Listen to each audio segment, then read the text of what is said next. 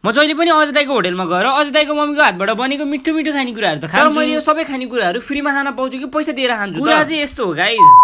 All right guys, welcome to my mini blog. आए तपाईहरु सन्चै हुनुहुन्छ होला? म पनि एकदमै सन्चै छु। आज मेरो हातको मिठो मिठो चिया खान मन लाग्यो, त्यही भएर म बिहान उठेर फ्रेस भए अनि छिटछिटो चिया बनाएर त्यही चिया लिएर गए म अजय दाइको घरतिर। अनि हामी त्यहाँ मिठो मिठो गफ गर्दै चिया खाँदै बस्न थाल्यौं। बिहानको खाजा खाएर भ्याइसकेपछि चाहिँ म चाहिँ आफ्नो घरतिर लाग्ने बित्तिकै मम्मीले मामाको घरबाट भुस लिएर आइज भनेर पठाउनु भयो। अनि मैले भुस लिएर आइसकेपछि चाहिँ मुखसुख धोएर रेडी भएर लाग्यो अजय दाइको घरतिर। त्यतिकैमा अजय दाइ पनि रेडी हुनु भइसकेको रहेछ। गर्मी महिना सुरु हुन लाग्यो, त्यही भएर हामी कोक खाँदै लाग्यौं भण्डारातिर। धेरै पछि कोक खान पाएको भएर होला मलाई त एकदमै गुलियो र एकदमै मिठो लाग्यो। भोलि त गाडीमा चढेर जाँदाखेरि यस्तो गर्मी हुन्छ, अब गर्मी महिना लागेपछि त कस्तो हुन्छ त्यो सोचेरै मलाई अहिलेदेखि नै एकदमै डर लाग्न थाल्छ। तर त्यो डर चाहिँ मैले कोकको एक घुटकी खाने बित्तिकै हरायो। डर हराइसकेपछि चाहिँ हामी सबैजना दौडेर लाग्यौं अझै खाजा घर। त्यहाँ जाने बित्तिकै यसो हेरेको त आन्टीले मोमो पकाउँदै हुनुहुँदो रहेछ, अनि भाउजूले चाहिँ मोमोमा बुटा भर्दै हुनुहुन्छ। फ्यामिलीको सबैजनाहरू एकै ठाउँमा बसेर एकअर्कालाई साथ दिँदै काम गर्यो भने एकदमै सजिलो हुन्छ। दाइरा भाउजू चाहिँ फ्री भएको बेला जहिले पनि होटल आउन खोज्नुहुन्छ। होटलमा चाहिँ 2-3 वटा नयाँ नयाँ फुडहरू एड भएको छ, जस्तै चिकन चाउमिन र चिकन चट। 4 हाफ चाउमिनको अर्डर आइसकेपछि चाहिँ आन्टीले छिटछिटो चाउमिन बनाउन लाग्नु अनि 5 मिनेटमै प्याक गरेर पनि पठाइदिनु भयो। आन्टीको हात चाहिँ धेरै फास्ट चल्ने भएर यहाँको कामहरू चाहिँ छिटछिटो माथि दाइरा भाउजूको हेल्प पाउनु भएन यहाँको सर्भिस त झनै फास्ट हुन्छ। एकैछिनमा भाउजूले 20 मिनेटमै नाङ्लोमा मोमो पनि रेडी पारेर राखिसक्नु भयो। त्यसपछि आन्टीले त्यही मोमोलाई पकाएर कस्टमरलाई दिनुभयो। अनि हामीलाई नि चिया खान मन लागेर आन्टीलाई चिया बनाइदिनु भनेको फ्याटेक्सँग चिया बनाउन चिया पाक्छ गरे त्यति बेरसम्म प्लेट उठाउन पर्ला भनेर मैले प्लेट उठाउन थालेँ। त्यतिकैमा त्यो मोमोको प्लेटमा चटनी रहेछ अनि मलाई कन्ट्रोलै नभएर चाट्न थालेको। दाइले रोक भाइ चाट्नु हुँदैन भन्नु। त्यही भएर हामी बाहिर बसेर चिया खान थाल्यौं। जाडो महिनामा त हामीले 3-4 कप चिया एक दिनमै खान्थ्यौं, अब त गर्मी महिनामा चिया नै खान नपाउने भयो भनेर टेन्सन पो लाग्न थाल्यो। त्यही भएर जति खान छ अहिले चिया खान पर्छ, गर्मी महिनालाई चाहिँ चिया खानै पाउँदैन। आज हामीसँग हाम्रो भाइ पनि होटलमा आएको थियो। चिया कस्तो छ भाइ भनेर सोधेको त एकदमै मिठो भयो रे भाइलाई पनि। अनि भाइले चाहिँ चियासँग पाउरोटी पनि गम कि गम खान थाल्यो। मलाई चियासँग पाउरोटी भन्दाखेरि नि पप र डुनोट मन पर्छ। आज भोलि डुनोटै नराख्नु हुँदो रहेछ होटलमा, त्यही भएर मैले पप सँगै खान थालेँ। अब म धेरै जसो दाइसँग जहिले पनि यो होटलमा आइरहेको हुन्छु अनि मिठो मिठो खानेकुराहरू मैले होटलमा खाने मिठो मिठो खानेकुराहरूको पैसा तिर्छु कि तिर्दैन भनेर धेरै मान्छेहरूको कमेन्ट देखेको थिएँ। अब यस्तो हो गाइस, आन्टीले चाहिँ मलाई आफ्नै छोरा जसरी माया गर्नुहुन्छ र दाइले चाहिँ मलाई आफ्नै भाइ जसरी माया गर्नुहुन्छ। यदि माया साँचो हो भने मायाको अगाडि पैसा कहिले पनि आउँदैन। दाइले मलाई जता हिँडाले पनि सबै भाडा खर्च दाइकै हुन्छ, सबै खानेकुराहरू सबै खाजाहरू दाइकै हुन्छ। अब यो त दाइको आफ्नै होटल भइहाल्यो, पैसा लिने त कुरै भएन। यदि मैले पैसा लिन खोजे भने नि त्यही भाइ पैसाको कुरा नगर्न पनि भन्नुहुन्छ। मलाई आफ्नो फ्यामिली पछिको सबैभन्दा माया गर्ने भनेको अजय दाइको फ्यामिलीले। माया भएपछि त पैसाको कुरै भएन। हामीले मोमो खाएर भ्याइसकेपछि चाहिँ म चाहिँ डान्स क्लासतिर लागेँ। डान्स क्लास चाहिँ 4 बजेबाट 6 बजेसम्म हुन्छ। अनि हाम्रो डान्स क्लास चाहिँ ठ्याक्क खुर्कुले चोकनिर 2 घण्टा जति डान्स सिकाएर भ्याइसकेपछि म चाहिँ घरतिर लागेँ। तपाईहरुलाई मेरो मिनी ब्लग राम्रो लाग्यो होला? राम्रो लागेछ भने लाइक शेयर फलो आजको लागि यति नै। तपाईहरुलाई भेट्छु म अर्को मिनी ब्लगमा। Bye bye.